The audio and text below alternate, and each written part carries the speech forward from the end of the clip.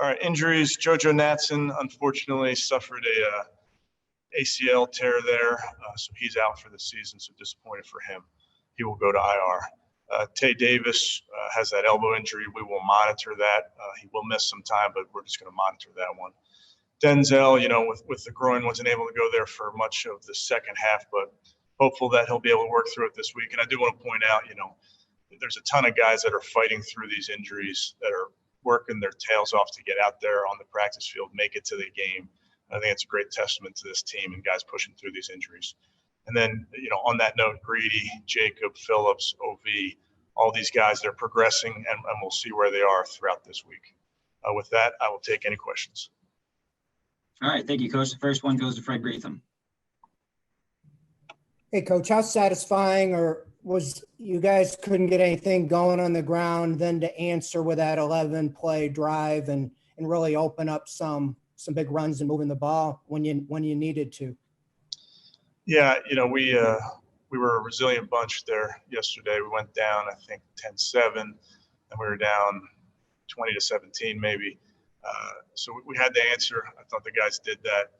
The ground game takes 11 guys like we've talked about before. So I thought all those guys, I would single out the receivers as well. Odell, Cordero, Jarvis, all those guys blocking downfield. Speaking of Odell, 4 catches, 4 huge plays, 4 first downs, which was very big for us. So really pleased with the effort that those guys are putting out there. Thank you, Fred. Next one goes to Mary Kay Cabot. Hey, Coach, just wanted to ask you to kind of help put into perspective a little bit the loss of JoJo. I mean, I know in terms of he was not only returning the ball for you, but you guys were using him, with some pre-snap motions and doing some cool things with him. So just how unfortunate is this for you? Yeah, disappointed, Mary Kay. Hate long-term injuries like that. JoJo was doing a nice job for us, like you mentioned, on the offensive side. So we'll, as the offensive staff, those guys will sit down and kind of figure out if there's another guy on the roster that can do those types of things. And we got to continue to be, as much as we can, trying to be difficult to defend. So like you mentioned with JoJo's role, we'll work through that. And it also kind of put you guys in a little bit of a bind, right? Because then you only had 3 receivers up yesterday. Yeah, so we had 4 total up, and then JoJo gets down, so we had 3. That's right. So that's what you do. When you're putting these inactives together, you're kind of thinking about what the game's going to look like, what might happen. So once we went down to 3, we definitely stayed in some personnel groupings that limited the amount of receivers in the field. Thank you. Next up is Tom Withers. Thanks, Kevin. Hey, we're in that hermetically sealed press box. We don't get a sense of the weather. And I know all 54 points, I think, were headed east. Was the wind more of a factor than we realized? I would say it was more of a factor, Tom, but, being on Lake Erie, that thing's going to be, the wind's going to be a factor. And we know that. I will tell you there was conversations throughout the game of really which way it was blowing. And that seemed to change throughout the game. So anytime you're playing in First Energy Stadium, we're mindful of what the wind is doing. And you touched upon the resiliency. I wanted to ask you about that before. What does it mean, Kevin, when your big players, and you already mentioned OBJ with the 4 first downs and then Miles with the strip sack, what does it mean to a team when the big guys come through like that, when those guys are making plays? Yeah, we're counting on those guys. We try, as coaches, we try and put them in spots to succeed. And sometimes we do, sometimes we don't do a great job of that. And then those guys just make plays. And that's what we're counting. You mentioned Odell, you mentioned Miles. Those guys are really talented football players that I think that their team really is. I'm counting on them. Their teammates are counting on them, and that they come through. That's the nature of this beast. Thanks, Tom. Nate Ulrich is up next. Hey, Coach, how's Harrison Bryant been coming along? Obviously, we saw the touchdown yesterday, but what else has he been doing? It might not be obvious to everyone. Yeah, those tight ends as a whole, Nate, we're putting them sometimes at the point of attack in the run game, sometimes on the backside, asking them to do different things in the run actions and blocking defensive ends. So we're putting a lot on his plate.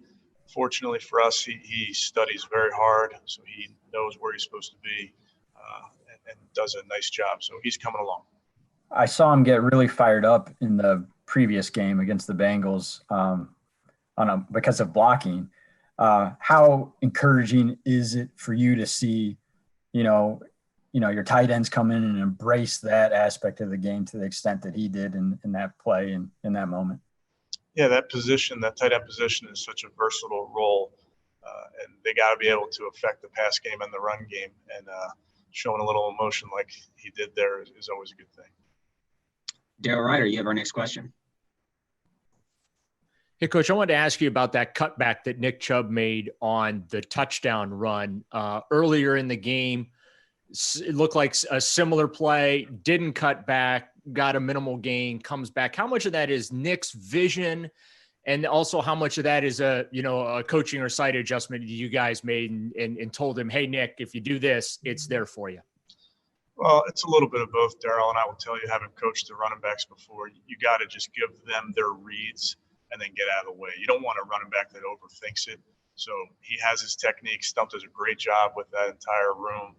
Stump gives them their read, gives them their technique, and then lets those guys trust their eyeballs. Jeff Shadell will have our next question. Jeff, go ahead. All right. Hey, Kevin, we don't get to talk to Carl Joseph much. We did yesterday, but what kind of leadership does he give you in that secondary? Yeah, Jeff, Carl does a nice job. That entire room is a great mix of young and old. I hesitate to call Carl an old guy, but he's kind of been through a lot in his career, has great perspective, and really does provide mentorship to the younger guys in that room. Tony Grossi, we'll go to you. Hi, Kevin. One thing first, Kevin Johnson was able to get on the field for 38 snaps, Mac Wilson for 6. Do you think they've sufficiently knocked off Russ to return to more playing time now? I do, Tony. And I think that's, there's a ramping up to this thing. I think it happens out here on the practice field. I think it, like you mentioned, happens on the game field and getting them those game reps. And I would anticipate that both those guys and a lot of these guys coming back from injury will slowly but surely add to their rep totals. And the other thing, the last 2 games, which were wins, Mayfield has attempted fewer than 10 passes in the second halves. Is that a favorable formula or by happenstance, or how do you view that? I think the favorable formula is having a lead in that fourth quarter.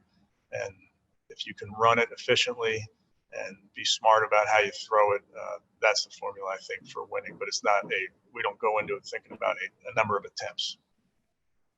Thanks, Tony. We'll go to Scott Petrick, Jake Trotter, and then Fred Greetham. That'll be it for the session. Scott, your line's open.